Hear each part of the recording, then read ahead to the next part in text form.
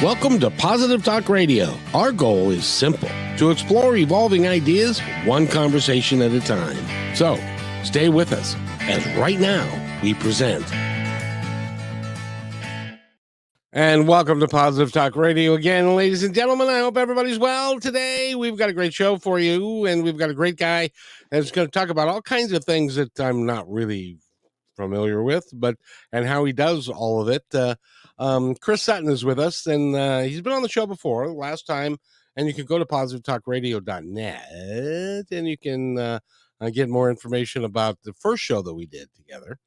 And we talked a great deal about his automobile racing and his horses and where he was and where he lives in Canada and stuff like that. So you can go look at that. But in this particular episode, I'd like to focus on what he does for like a job. And he's the CEO of a country. Is it called Select Contracts? Yes. Yeah. CEO of Select Contracts. That's right. Very good. How did you get that started, and how did you? What exactly is it? So Select Contracts is a company that basically it designs, it builds, and it operates any type of leisure, adventure, recreation project around the world. So we work on cool things like surf parks, like downhill mountain bike parks, like sightseeing gondolas. We work in the ski resort realm, indoor skate parks. So anything kind of leisure, adventure, recreation focused. So the business has been around for 45 years. I've been working in it for the past 25 years, and I bought it out completely in 2016. So yeah, it's an amazing business to be a part of, and we've got a great team that work for us too. Congratulations. That must have been a really unique adventure. I've never heard of such a thing, but now that you think about it, somebody has to build all these cool places someplace in the world. Yeah, exactly. And so we always start off with really in-depth market and feasibility studies. So someone wants to build a project somewhere, that's the first thing you do. Like, is it going to be feasible? So we're pretty bankable. So the banks know what we do. The banks understand what we do. The banks trust our numbers. And so we'll do a market and feasibility study to make sure that that will work in a certain location. And then that also tells you how many people might come through that facility. And then we come up with what components it should have. So if it's a surf park, what else should you have apart from surfing? Or if it's a bike park, what else should you have apart from biking? Just to attract the non-activity people. So F&B and zip lines and activity parks, like whatever might need to go into it. And then put master plans together for it. And then we do all the financial business modeling. So again, been doing this for so long, we really understand the numbers. We understand how much it's going to cost to build. We understand how much it will cost to operate. We understand how much it can make in revenue. And then we'll put cash flows together to show potential clients or investors what that looks like. So that's the first piece. And then that works really well. And then we go through the different design process. We've got architects that work for us that take projects through the design process, and then into project management. So actually building these things and then setting up the operations later. So yeah, we manage that entire process from A to Z. That's pretty amazing. How do you know? It's, as an example, let's say somebody inherits a chunk of land. Mm-hmm. And they're like, I don't know what I'm going to do with this chunk of land, but it'd be fun to do something fun with it. What's the process like? Do they contact you and say, I've got this chunk of land? How much land do you need if it's a chunk of land to put together a park? Yeah, it depends what it's going to be and different sizes. So, you can build an indoor skate park with an acre, right? You could build an indoor skate park with parking and stuff with an acre. We actually own an indoor skate park in Australia called Ramp Fest. It's in Melbourne.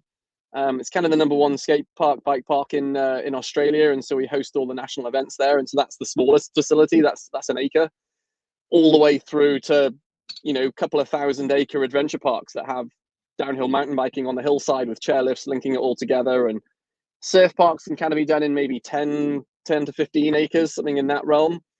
So if someone, you're going back to your question, if someone was to inherit a piece of land, they will either have an idea of what they want to do with it. So they'll either approach us and say, hey, we want to build a surf park, for example. So that's great. They've got an idea, they've got a vision. So we can work on that and use that as the backbone for the market study. So it needs to be a surf park. How many surfers live close by? How many surfers live within an hour or 2 hours or 6 hours of this site? How many people do we think we get to come through this? And when we do the process that I talked to you about before, other times, which is rarer, someone would say, hey, I have this piece of land. I want to do something with leisure or adventure recreation. What should I do? And so then we go through the same process, but the market study will spit out what should that be. So it might be on a hillside, might be a downhill bike park, it might get snow in the winter, it could be a ski resort, it might be a flat piece of land with a great demographic for surfing, it could be a surf park, it could be a combination of all those things together, right? It might have hotels coming in, it might be residential coming into it as well, but all focusing around that leisure and adventure piece. Now, I'm assuming that you don't work with the hotels, or do you work with the hotels if people want to build some like a Wyndham or something next to the park? Yeah, so at that stage, we can still look at the feasibility study of it, and then those big operators would come in to do the rest, right? They'd tell you how big they wanted the rooms and the design of the rooms, and they maybe buy the land off the developer. Yeah, so the hotel piece we'd kind of keep away from as much as possible. Definitely do the feasibility analysis of it up front, and then those big operators, if it needs to be a big operator, would look at those. If it's a smaller like lodging, like say you've got yurts or you've got geodesic domes or you've got cottages or like a small hotel over the clubhouse, that's fine to roll it in. But as soon as you start talking 100 rooms plus, it's better to get one of the operators to look after things like that. So if you decided you wanted to do that, you'd need to look at the traffic flow and the road structures and all the things around the land, so that you can get an idea of how many people it can go through there, and Yeah, how much you have to charge and all that kind of stuff. yeah, absolutely. And so, if the piece of land that you inherit is down some single track roads to get to it, before you do much else, before you really engage us, you've got to talk to the city and see if they would give you permission to expand that road. And would they pay for it? Would you pay for it? Because that's kind of a big question, right? If it's a few miles away from a highway and it's going to cost you $10 million to get access, that's going to be a pretty big hindrance before you even start the process. So what can you build that can afford that kind of access? So if you're building a Disney, $10 million to get access, that's easy. No problem at all. If you're building a surf park, then you need to think about it. And so there's certain things that we can help a client do. Some things the client would go and do themselves. Other times you take on a planner to help with some of that road stuff. But and you take on an engineer to look at the traffic flow and the traffic studies coming past it. So there's a lot that goes into a development. And if it was easy, everyone would be doing it. It isn't easy. And so there's lots of different steps.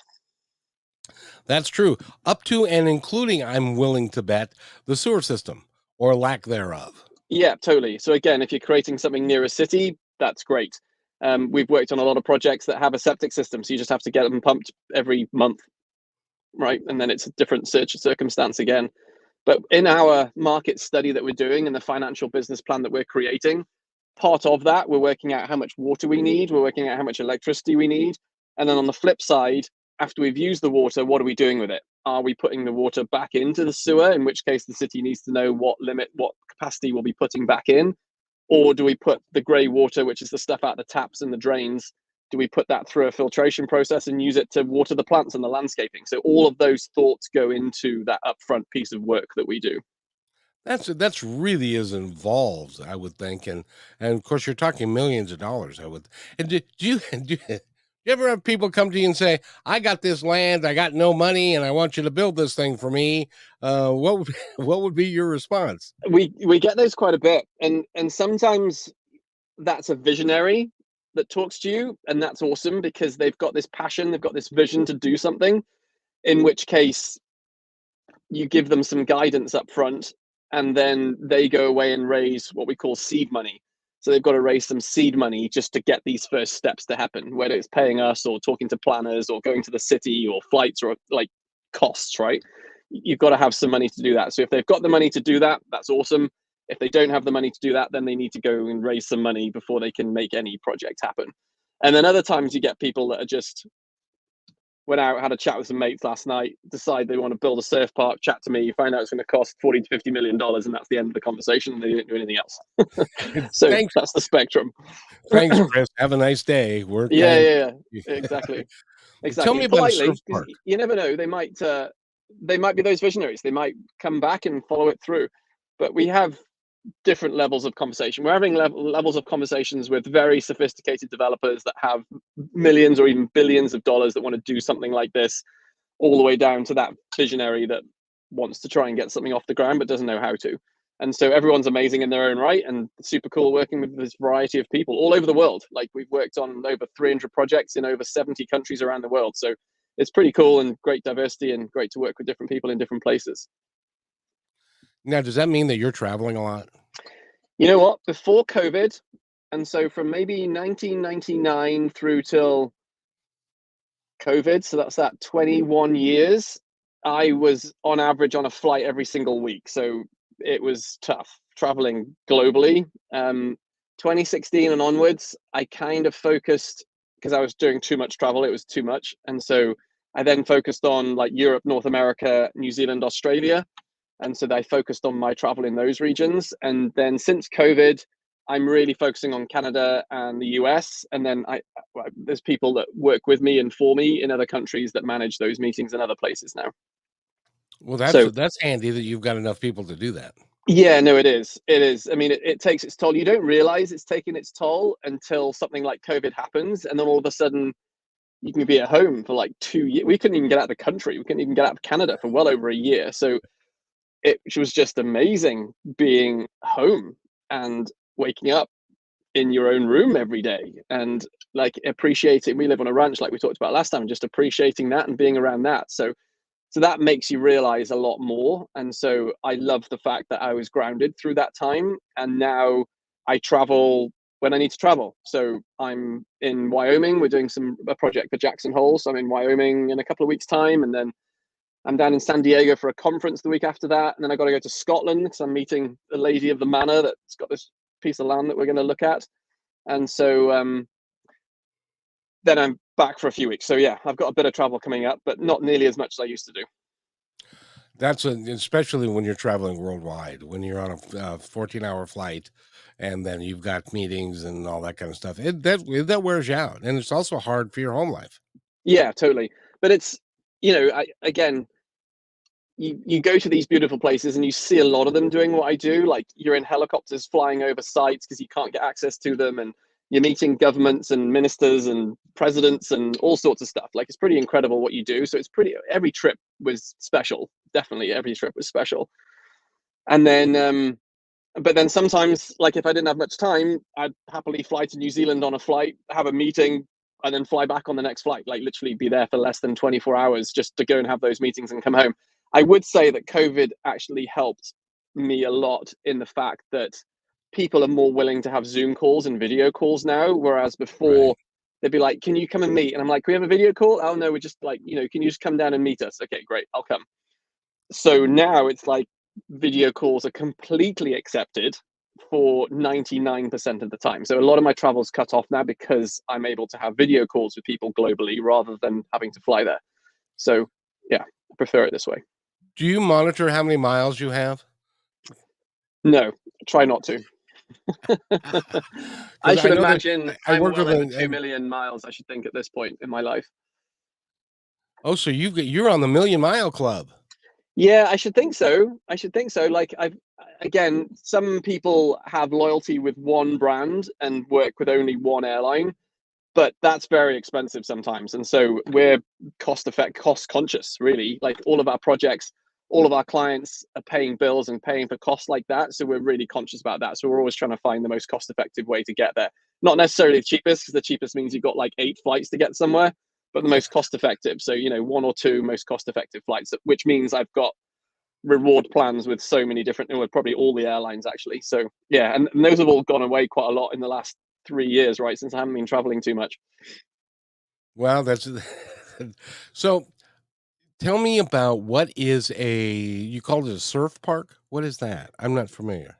Yeah, so a surf park is basically building a giant lagoon, and you put a wave generation system in the back, that creates between 4 and 7 foot waves that you can actually surf on with a surfboard. So you catch the wave at the back of the pool, you surf the wave, and it ends up by the beach, and then you paddle back out the back. So it's exactly, well, contentious comment, but it's very similar to surfing in the ocean. It's very similar. It's almost better in some respects because the wave is the same every single time. So you can actually start to get muscle memory of popping up and surfing on the wave and doing tricks. You get a lot of muscle memory, which is really good. And then you take that to the ocean and you can perfect that trick on waves in the ocean. Because in the ocean, every single wave is different, breaks at a different time, the form's different, the size is different, the power is different. And so you're trying to learn all that whilst you're surfing on that new wave, right? But in a surf park, you get to do all of that at the same time. But the best thing with surf parks is you can get beginners in there. So, I mean, we do surveys all the time about the surf industry, and a lot of people, the biggest barrier to entry, this is crazy, but off a survey, the biggest barrier to entry of why people don't surf is because there are sharks in the ocean. And so can't get around that. If you're scared of sharks, then you're not going to get in the water, or people don't want to get in the water. So creating a surf park definitely gets around that, you hope. That you can surf in a surf pool. There's current still in the surf pool, but not as much as the ocean. And then people, it's the barrier to entry. Where do I get a board from? Where do I get a wetsuit from? Who's good to go and to teach me how to do this? And so when you're at a surf park, you've got instructors close by, you've got lifeguards all around, you haven't got many currents in the pool, there's no sharks in there, you've got wetsuits and surfboards and bodyboards and different types of surfboard that you can try, and you can come and develop. So it's all about progression, right? It's getting people in that have never been on a board before. And then with a surf park, after 2 or 3 months, they're ripping, man. They're doing really, really well in the surf pool if they come regularly and go through the programs that we put in place. So a surf pool is like this giant lagoon with a big wave that breaks at the back. You surf it all the way into the beach, and then you've got everything else around it. So you've got the beautiful beach that people can lie on. You've got the cabanas. You've got an F&B. You've got restaurants there. You've got bars there. You've got zip lines or skate parks or bike trails. Like, you can have all sorts of activities around it. And the idea is to capture the family, right? So we want people to get off your phones, get away from TVs, get off the sofa, get outside, do stuff, go and spend time with your family doing cool things. And a surf park ticks all those boxes. Same as a bike park, same as a ski resort. It's the same thing. But with a surf park, the difference between surf and skiing is when you go to a ski resort, if you don't ski, you're at the base of the mountain, or you're on a gondola, or you're at the sightseeing part, but you're skiing all over the place. With a surf park, you can bring your kids, you can bring your grandparents, and everyone can watch because you're right in front of the F&B. So it's great for families. Something like that is really great for families.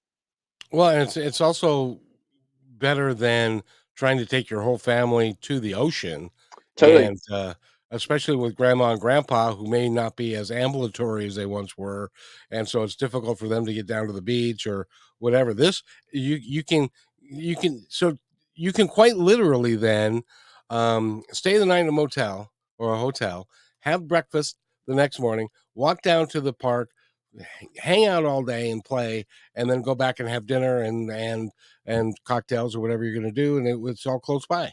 Yeah, absolutely. And then some projects would have lodging on site as well. So not every time, but quite frequently, there's some rooms, maybe 20, 30, 40, something on site. So you can actually capture the market for more than that time. And then we would work with Olympic teams around the world as well and use that accommodation for the Olympic teams coming in to train. So we operated one outside of Dubai, a surf park there, built and operated that. And we had surf teams coming in and individuals from all over the world coming in. Now, because it's an Olympic sport, now you're getting the Olympic team. So we started that process on a project we were operating in Texas for a year. And so that was great to be able to get the Olympic teams in to come and train. And again, you're helping people get better at the sport, Exactly. Now, are surf parks a growing phenomenon? Is there more of Mhm. them in planning? Yeah, there's a lot in planning. It's the new thing for sure. There's a lot of people jumping on the bandwagon. There's a lot of people, that might have that piece of land or might have that vision to do it. And so there are projects planned in many, many, many cities around the world. So there's probably like 10 or 12 open today around the world, maybe a bit more, but there's not too many. But there's a lot in planning. And again, we go back to our earlier conversation. Some of those visionaries that don't know how to raise money, that might be a surf park that's in planning, all the way through to, we're working on this one project down in Thermal Beach, just south of Palm Desert. that's amazing. And it's going to be a surf pool in a massive, bigger lagoon that you can swim in and go paddleboarding on, and then the surf pool in one corner, and then they're selling residential around it. And it's just going to be a private surf pool for those residents that buy a property there. And Oh, so geez. that's incredible, right? Like that's such a cool concept. It'll be open for some private. So if you want to come and book the pool for an hour with your friends, you can, or come and book it for a day, you can. But the premise is it's built for those residents so that they get that quiet private surf time that's there. Now, because you're talking about Olympic people and it's being an Olympic sport now, are you able to in the with the wave pool, are you able to adjust the height of the wave? Yes, so they're fully adjustable, fully flexible on what you can do. So you can have a crumbling whitewater wave for beginners and all the way through to a 7 foot high barreling surf wave that you'd have for very advanced riders. And then some surf pools, some technologies can have all of those things going at the same time. Other ones have got, one big type of wave at the back and then a small wave at the front. So generally you can have two groups in a surf pool. That's the normal. So a large lagoon like that, how much water does that take? It takes a lot of water to fill it up, but then it uses way less, like maybe a third or a quarter of what a golf course would use to water a golf course. And so you're Oh. just losing the evaporation. So you lose way less than a golf course would lose. So at that, everyone's like, so much water, so much, such a waste. But at the end of the day, there's so many golf courses out there, like we're using a fraction of what a golf course would use. So yeah, it's pretty interesting like that. That's that is really interesting. And So if you go ahead. that was one of the things as well, going back to earlier conversations, like, can we get water to the site? How much water is available? So if you're in a drought ridden place like, California, I guess, for the past few years, where can we get this level of water from? And that's one of those upfront conversational pieces you need, which are pretty critical. If you build a surf pool and there's not enough water to fill it, then you've got a problem. The beauty of it today is the treatment plants that you can use. I mean, there's some companies out there that can actually treat any type of sewage and turn it into drinking water, which is scary, but it's incredible what people are getting to with technology nowadays. And then there's other plants that can turn salt water into fresh water using a reverse osmosis system. So there's lots of ways of thinking outside the box to fill these surf pools. And then you're just keeping up with evaporation and you're keeping up with the filtration. So you're running all the water through filtration every single day to keep it clean, fresh, and also keep it clear. So when you're a lifeguard, you can see the bottom of the pool all the time, which is super important when you got people surfing, so you can check for safety. Oh, exactly. Now, are they chlorinated? These Yeah, pools and stuff? Yeah. yeah, they are now. They started off not necessarily being chlorinated, but they've all transitioned to being chlorinated, and they will absolutely be chlorinated moving forward. Yeah, because Yeah, kids pee in the pool. they do. Yeah, they do. And it's just the bacteria and the germs that kind of you get from the sun and algae and all sorts of stuff kind of happening. So you need that filtration system. And so again, there's a few companies out there that do the filtration systems for bodies of water that big, and there's different methods and different ways around it. But that's definitely a conversation for another day because that gets very detailed. Oh, yeah, yeah. Now, if somebody's listening and they have, I don't know, what would the size that you would need to do a surf park? Would 20 acres or does it need to be more? Yeah, 20 acres would be plenty big enough. So that would get you, medium-sized surf pool, a few lodging accommodation bits. It would get you some activities around it, get the car parking, get the back of house, get the restaurant and the boardwalks and all that stuff overlooking it. So yeah, you could build a pretty amazing surf pool with 20 acres. And then the cost though is the next thing. So it's the cost of that, could be anywhere from 35 to 50 million dollars or beyond. If you go to a giant size surf pool, it can be up to 100 million dollars if you want to go to the biggest one. So again, our upfront work is determining what size of surf pool that market would need. And then so you'd never build a church for Easter Sunday, right? So you're same thing with a surf pool. I'm not building a surf pool just to cater to August traffic. I'm building a surf pool to think about January, February, March, all the way through to December. And yes, the summer months are going to be full, so we try and push the bookings out into July and September and June, and try and do it that way. And so there's an optimum size on everything, and that's what we look at. Some people just want the biggest and the best. Great. Doesn't matter if it's feasible or not. They just want the biggest and the best. Fine, no problem. And other ones are like, well, I can only raise $32 million. And then we'll look at that and look at the market and go, okay, yep, $32 million. Let's build a smaller one that's this size. And we could probably do one for cheaper than that. We could probably get something built for maybe 28 to 30 for something smaller. But the normal projects working on today are sort of 45 to $50 million, and that's a lot because of the construction costs as well. Like construction costs since COVID have gone up so much. Like construction costs have over doubled in some locations around the world, and so that's what's pushing the price up a lot at the moment. Are the construction costs. Well, if you're looking at it from the bank's perspective, if you're going to the bank to get a sizable loan like that, what are the terms and how soon do they want their money back? And how does that get structured? Do they structure like a 30-year loan? Yeah, they might not go to 30. So a bank or debt providers, because there's lots of different people that provide debt now, not just banks, but debt providers are looking for security. So some kind of security. So they'll need to be in first position, which means if the business goes bankrupt, they get to be in control of what happens to that business. They will then take all of their money, and then everyone else kind of follows them with whatever's left. And so they're looking for security. So they won't touch anything until they've got security. So security comes in the form of the actual business itself. It could come in the form of the land.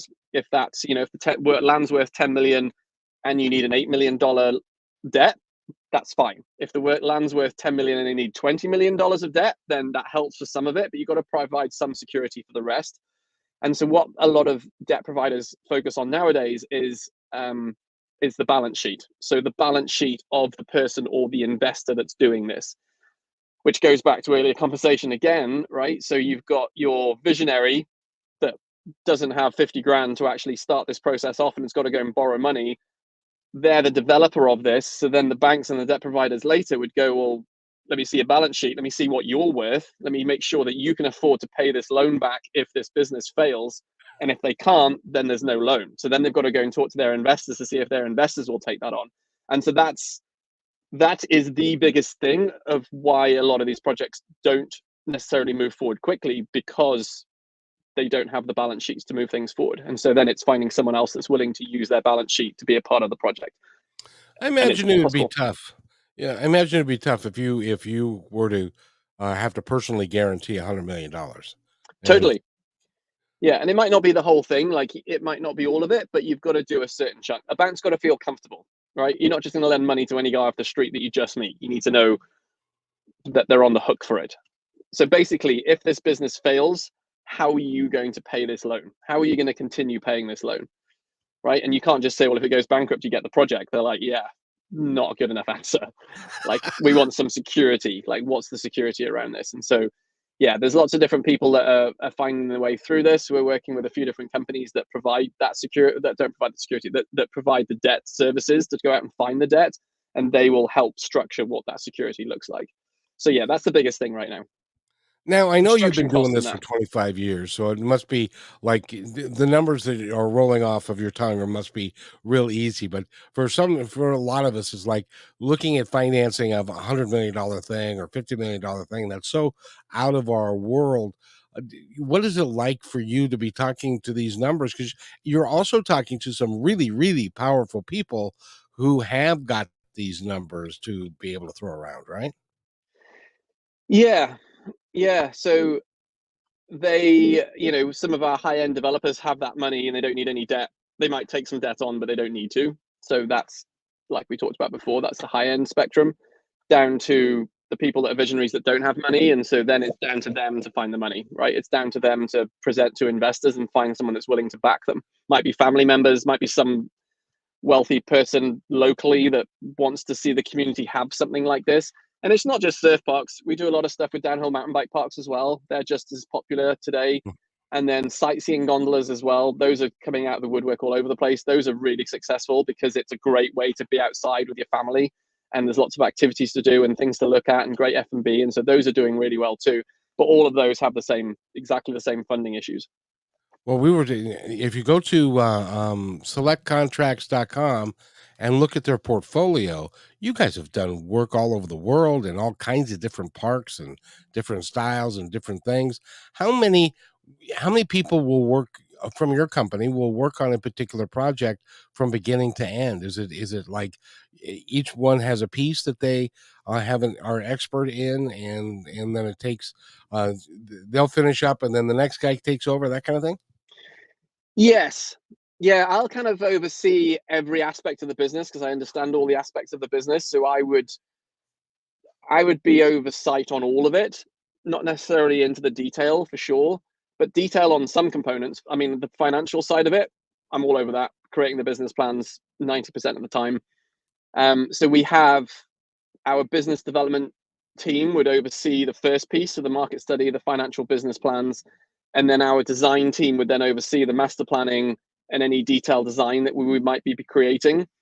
And then and then we've got like a development team that would then come back in and look after that during construction, and then an operations team that looks after it afterwards. So the answer's no. The answer's nearly, but it's not quite. So it's not really one person all the way through, but it could just be a couple. It could be 2 or 3 people that handle it through its different phases of its project. And then I'm oversight through the whole thing because, again, I've done all aspects of what we've talked about. So when you have somebody that is working on a particular project, do they have to move there and live there through the course of developing that project for that period of time? If so, 2 phases would need someone there. So the construction manager on site. So if we are asked to be construction manager on site, and we're not necessarily asked every time, because again, there's construction managers in each country around the world, right? There are lots of construction managers out there, and they will likely know. So if you ask me to go and build a project in Venezuela, it's better to find someone locally that can construction manage that. So us sending someone from here, like, we don't know anybody, we don't know the language, we don't know anybody, so it makes it more difficult. Right. We could help coordinate it, but so in answer to your question, if we're construction managing a project, yes, we would send 1 or 2 people to live there full time through that process. And then the other phase is the pre-opening management. So 6 to 12 months before a project opens, we need to have someone on the ground doing all the pre-opening management. So doing the staff recruiting and drawing the job descriptions and actually interviewing the staff and putting the point of sales system in place and putting all the marketing together. And like, there's so much that goes into that pre-opening that needs someone on the ground as well. So minimum 6 months on the ground. And that's the most likely candidate, is finding that person to go and be on the ground. And then once it opens, if we're asked to operate it after it opens, then obviously we need a general manager on the ground. So the person that goes down as a pre-opening manager, that likely would be the person that stays on to become the general manager. So it might be that we find someone local to fill that role, but then they don't have experience working with us and don't know our processes. So generally we'll send someone down to be that pre-opening manager or ongoing operations manager. And then we would employ an ops manager as like their number 2. And so when our GM has finished what they do and the ops manager is up to speed, the ops manager can then become the GM. So that's, again, we're trying to promote local economy as much as possible. So 99.9% of people are employed locally in every project we go to. Construction companies are all local. We try and use as many consultants as possible who are local. Again, it's economic stimulus into the regions we go and work in. So we're looking at a project in Panama right now, and he wants his architectural firm in Panama City to do the architectural work. That's great. So we'll do the schematic design, we'll do all the layouts, and we'll pass it on to them. And then they'll do all the detailed design and construction drawings for building it. And we will be in the weekly meetings, and we'll pick up on any mistakes that might come through. So they'll learn from it as well, which is great. Great. It's all education and teaching people and helping people. Boy, I tell you, years ago, I was when the restaurant chain Denny's was a thing. Mm-hmm. They're kind of not a thing anymore. But I was on the opening team, and in a very small way, I get an idea of what it's like to do the pre-opening of a facility like that, because you do everything. You have to hire, you have to clean the place, you have to hire the people, you've got to stock the shelves, you've got to do all of that and have the expertise to do that. That must take a while for people that you're working with to get to that level of expertise. Absolutely. It is really tough. And honestly, I find the ones that have the most attention to detail are the likes of F&B managers, because generally their attention to detail is off the charts, right? And so we work with a lot of people that have been F&B managers in the past, and then we train them in new processes to bring in surfing or skiing or biking or something, right? So it's Yeah, finding that person that we can trust on the ground to manage budgets and manage the process and be leaders, and lead that team that's down there. and that is F&B. You're right. F&B people are used to doing that. They lead people, and they're used to the numbers and the numbers of how to make the thing work, and so that you because if you're not careful, can't you go like bust like really fast? Opening up of something of that length and width. Yeah, absolutely. I mean, it's again, when we create our business plans, so going back to that first phase, where, if you're going out to look for debt in certain countries, sometimes they want to see a 5-year buildup. So you predict the revenues for year 5, and then every year before that, you reduce it down. So it might be in year 1, you're looking to get 50% of what you're planning to get in year 5, and then stepping up to year 5 to make it work. Generally, that's a 3-year buildup, but some, like in New Zealand, debt down there, they love to have 5 years. So 5-year buildup to get that debt. And so you're creating the business plan based around that. So, going into it where you've got to be super careful. And again, it's the marketing team, it's getting people through there, it's making sure that the market likes the ticket price that you've got, and that's not going to stop people coming through. And so, yeah, if you don't do it properly, parks don't last a year, right? And they're having to find more money after they've built this thing. They're now having to find more money to cover off any deficits. And then how long do you keep pouring that money down that hole until it turns around? And so sometimes then people call us in and go, okay, we actually do need you, and we'll come and help them turn it around. But it's obviously much better for us to do the business plan, us to get it open, us operate it for the first 2 years. We like the first 2 years is the sweet spot. The first year you're building up and you're getting it well known and you're going through staff, because obviously you'll take staff on when you open, but they're not all 100%. You're meeting them a couple of times and you're bringing them into a team. And so you'll move staff around and you'll kind of get through that in the year. And then the second year, you get those staff into the group. So we try and do a minimum 2 years. But sometimes, people are like, can you just come and help me out for 6 months or a year? And it's fine. Like we'll make a massive dent. But 2 years is good. What's amazing to me, because if there are people that believe that they're going to do this and they don't have the experience of every aspect of it, and they try and put it together, and they can't, and then that's a problem. So to me, to my way of thinking, it would make much more sense to hire a professional that does this for a living, Mm-hmm. and who can has already tackled all of those slings and arrows that may befall you, so that you already know what's coming most of the time. Absolutely. Yeah, that makes the most sense. And some clients try and do them themselves, and like I said, then they'll come back to us later and say, "Oh yeah, we would like you to come and give us a hand now," and that's totally cool, totally fine. Everyone's got to find their way, right? And so it's good for some people to make mistakes, and then we'll jump in and help them train to bring them through that. By the way, how hot is it where you are? It's boiling hot at the moment, which is why my door's open. I do apologize. No, no, no, no.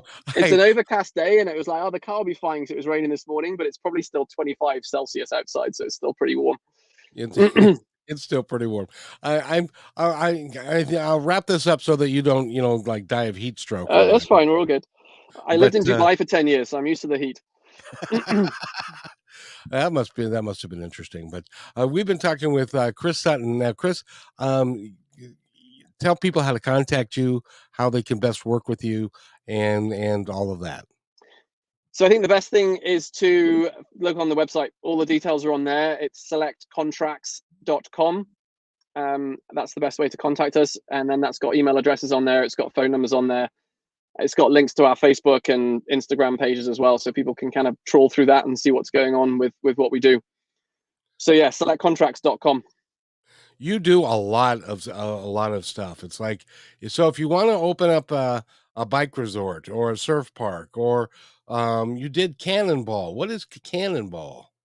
So Cannonball is awesome. So we're working with a First Nations tribe in North Dakota right now, and there's the town of Cannonball, and so we are helping that tribe bring biking to the community. And so we're working on a pump track, working on a BMX track, and then there's an old rail line there with loads of history behind it, which is now disused. And so we're trying to turn that into a mountain bike track as well. So people in North and South Dakota will be able to come here, and it's kind of an interpretive biking experience. So you can bike and just go and ride, or you can ride and then stop and learn about the area and learn about the history of what's happened there, and the famous spots nearby. And then we've got the pump tracks and the BMX tracks going in there too. So that's a project we're right in the middle of. That's it's actually went for a board meeting yesterday to see if they've actually got that financing ready to move forward. So I should know about that in the next couple of days. But again, it's all back to the same thing. It's trying to get people healthy and happy, right? It's getting people outside on mountain bikes instead of them playing on video games inside. So that's a big part of that. One of the coolest thing is because you mentioned Jackson Hole, and I've Hmm. been there. It's a beautiful area, but It's if you could put incredible. up a gondola thing that you could go and look at some of the sites, that would be really really cool, and that's for the whole family. Totally. And so we're doing quite a few of those right now. There's a couple in Canada we're working on, a couple in New Zealand that we're working on, one in the UK that we're working on. And so you can go there, you can climb into a gondola or a chairlift. And again, that's another big thing. So people that don't ski very rarely have been in chairlifts and gondolas. And so that's an attraction by itself. So you charge them a ticket to do sightseeing, but they just want to go and ride that. Go to the top, have a coffee, come back down. But we put hiking trails, we'll put biking trails, we might put zip lines into projects like that, aerial ropes courses. um, we'll look at interpretive signage at the top so you can kind of do a hike and learn all about it. And that's all going back to QR codes as well. So we design all this ourselves. So you can read the sign and learn about that marmot that's an animal at the top of the mountain. And if you want to know more, you can scan, again, using your phone, unfortunately, but you can scan a QR code, and the QR code can bring up on your phone and it can have a video and showing you more about that species or that animal or that mountain or that history or that First Nations band or whatever it might be. So you can learn more about it. So we bring that interpretive side to the table too. So we've done that at Jackson Hole recently, actually. So that's all being installed right now. That'll be open for next summer, and then we're doing it for quite a few other ski resorts in the region too, in the US. With the technology, the way it's improved, and what you can do with the codes and with the internet and stuff, it can be a real interactive experience. Yeah, it can. And when we first came up with it, it was like, no, don't want anyone to be on their phones. But you're not going to fight it. Like, we might as well embrace it somewhere. And this is an educational piece of it. So, yes, people are outside, they get the lift up, they see the views, they hike. It's great exercise, it's getting them healthy, and they're eating great farm to table food and healthy food. And they're learning about a region. And then, if they need to get their phone out to learn more about the region and scan that QR code and read it or watch a video, you know what? We'll accept that. That's modern technology at its finest. Yeah, and the same with e-bikes as well, right? Like, mountain biking is this incredible sport that's become massive, and e-bikes are out there now, and a lot of people out there, the purists, are like, e-bikes, we shouldn't have e-bikes, it's cheating. But e-bikes has got this whole new demographic of people that didn't really like riding up a hill out on e-bikes, because the e-bike helps you. You're still cycling, you're still sweating, you're still working hard, but you're working at a fraction of, you're using a fraction of the energy. And so having e-bikes is fantastic. I went to do a site visit in Scotland, um, I don't know, 4, 5, 6 years ago, 5 years ago, and they were relatively new back then. And so we were doing this site visit, and so they were like, we've actually rented e-bikes so that we can see these three mountains, and you can choose which one we should do the downhill mountain bike park on. I was like, oh, okay, that's great, awesome. So we cycled up this one trail, and there are these cyclists on regular bikes in front of us, and I fly past this one guy and I look across at him. And first of all, you see amazement in his eyes that someone can go faster than him up this hill. The second thing in his eyes is respect, because not only the surprise you've gone past them, but the serious respect that you can cycle that quickly up a hill. And then they realized it was an e-bike, and then it was disgust that went through their eyes. But since then, so many more people have got it, and you've got to embrace it. And so again, that Cannonball project, there's a hillside there, and so the next step would be maybe building an e-bike park there, so you can ride up on your e-bike and then ride down bike trails to save having to build a chairlift or a gondola to the top, or save having to use a van to drive to the top, right? So again, more environmentally friendly and awesome.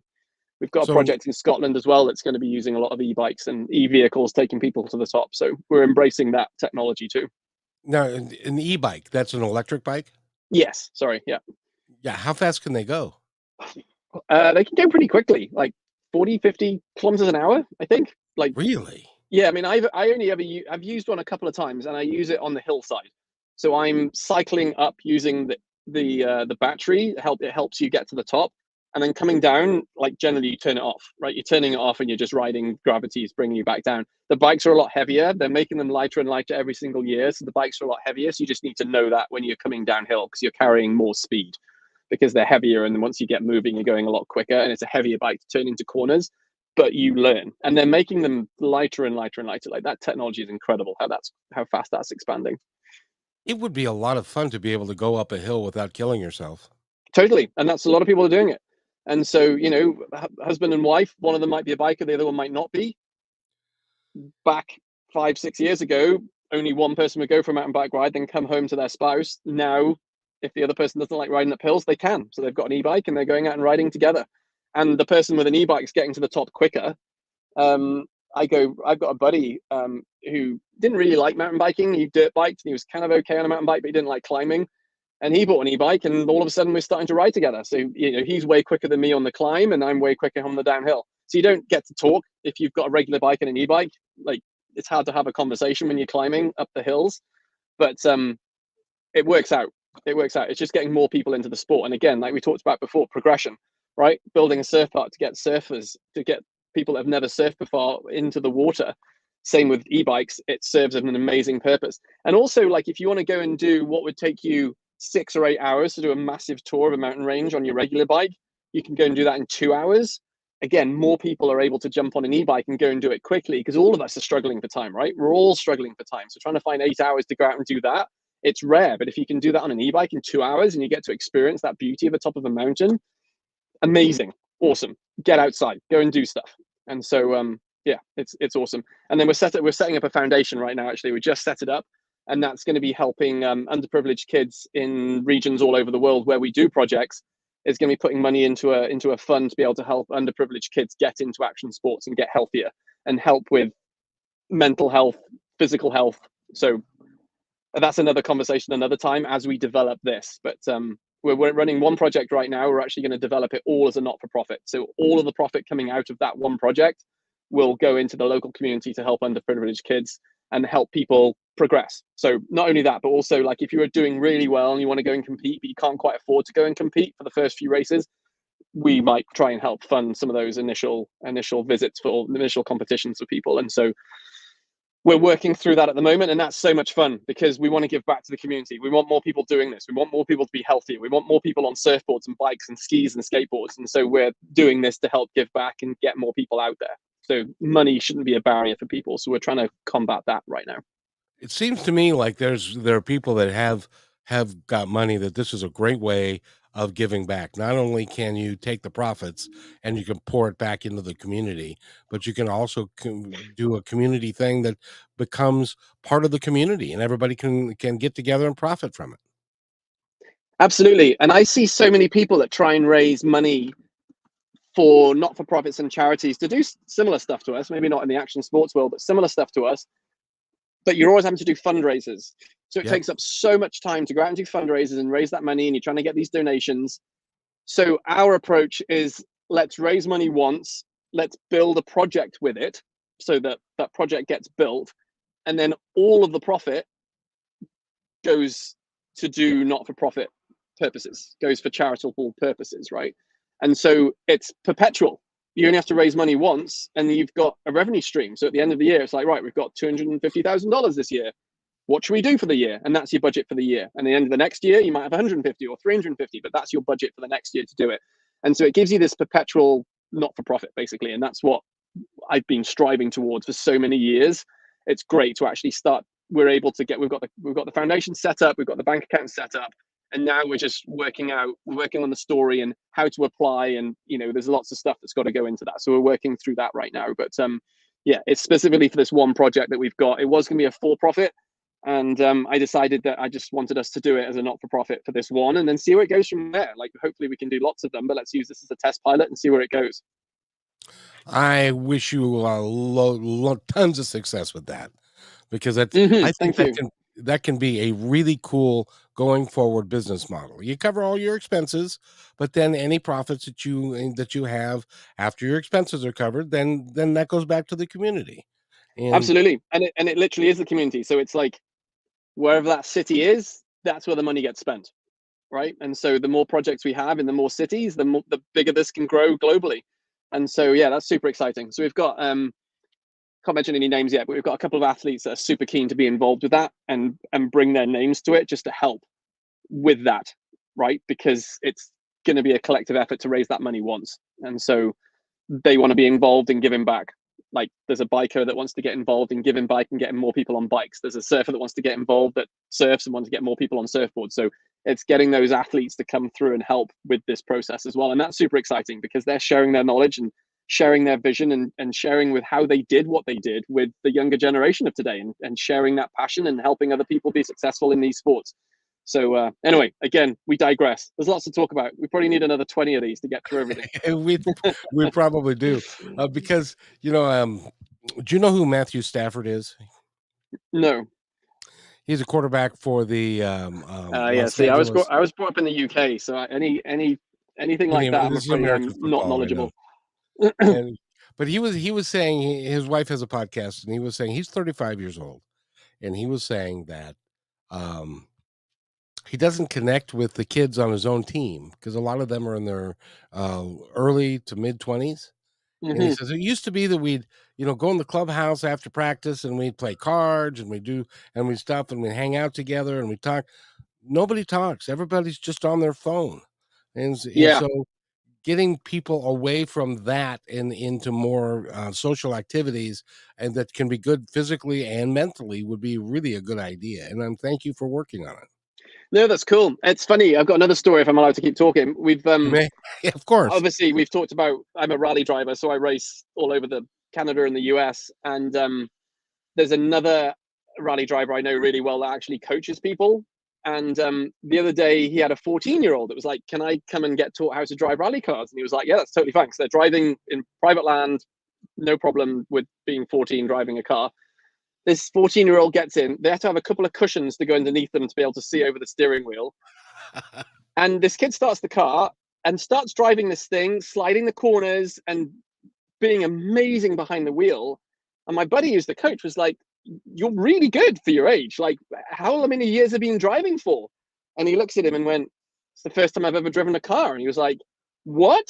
And he goes, "I drive simulators. I drive simulators. And I've learned how to drive driving a simulator." And this kid was amazing. So yeah, it's super funny. So yeah, there's some positives and some negatives, I think, to the technology side. This was a really interesting one that I'd never even contemplated before. But he'd never driven a car, and he was driving this thing like very professionally through these back roads. So yeah, super interesting. Well, and that just goes to show you that the simulator was actually true to form. Um, Very good. Yeah, I mean, look at the Formula One races. I'm massively into Formula One as well. So I could talk to you another few hours on that. But every single racer is on the simulator. Whenever they have a spare second, they're on the simulator, developing their car, learning the track that they're about to go and race at. And they're on the simulators all the time because it simulates so well, so well. It takes that. So you learn the track. So before you get to Monza, which is on the races on Sunday this week. So qualifying, free practice is tomorrow, qualifying's on Saturday. They've been driving Monza all week on the simulators. So when they get in their car, they've got the track memorized. They've got which gear they need to be in which corner, where it might be slippery, where it might be off camber. They've got all that in their head before they even go onto the tracks. They've got that muscle memory before they even put the tires on the tarmac. and it's cheaper because you're not gonna break the simulator, and if you do, you don't have to worry about going to the hospital. Yeah, it's pretty impressive if you manage to break the simulator, but yeah, sure. Yeah, Well, young man, I need to have you back because you're really engaging and you know so much about so many things. It's I'd love fun. to. Yeah, I'd love to. I enjoy talking to you. So yeah, anytime you want. Happy to talk about rally driving. Happy to talk about the businesses or Formula One or giving back to the community and getting more people out on bikes and surfboards. Yeah, happy to chat further. I would love to do that. And at this point, I want you to. You're probably sweating to death. I want you to get out of your car or your truck and to take care of yourself. Last again, we've been talking with Chris Sutton, and tell us how to get a hold of you. If somebody's got $1 billion that they want to give you to build a park, how do they get a hold of you? Yeah, it doesn't need to be $1 billion. It can be anything. They just got to bring a vision and a dream to the table. So best things to come through our website, which is selectcontracts.com. My email address is chris@selectcontracts.com, and then we've got all the contact details on there. So pretty easy to get hold of us. Well, you're really cool dude, as they say, and I really appreciate having you on the show. It's awesome. So, Yeah, and I wonderful. think this is one of those things that people will learn from because it ain't every day. You're in an industry that doesn't happen a lot. I mean, there aren't very many companies like yours. No, that's right. There's not many of us out there at all. So yeah, I mean, we've got the beauty of being in this industry, the business for 45 years, right? So it's we've been there, we've done it, we've seen what's needed to be done to get things open. So got that experience that we can bring to the table, and that's super important. Couldn't agree more. And by the way, don't do it yourself. Hire a professional. Hmm. That's, that's you'll waste a lot less money than you might think. Hmm. This is true. This is true. Right before we go, do you ever tell that to somebody? Say when he says, nope, I know what I'm doing. We're going to do this, and we're going to. And did you ever to stop him and say, "Are you You know what? sure?" Yeah, I don't. It's better to let people do that. Like, you explain what you do and how you can help. If they think they can do it themselves, that's amazing. They could quite well go off and be amazing at it. They might be able to manage it.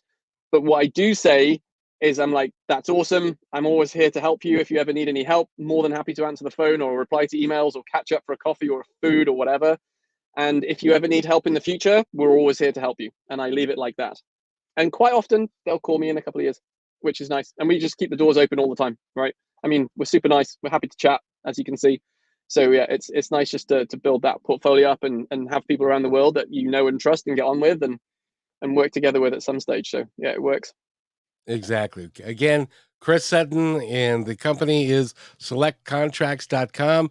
Go build a park for somebody. And it would be, and being a humanitarian and an entrepreneur, you can do something for the good of the community and bring people together and fund the community as well. So I Yeah, love that. yeah, I, absolutely. that's a great idea.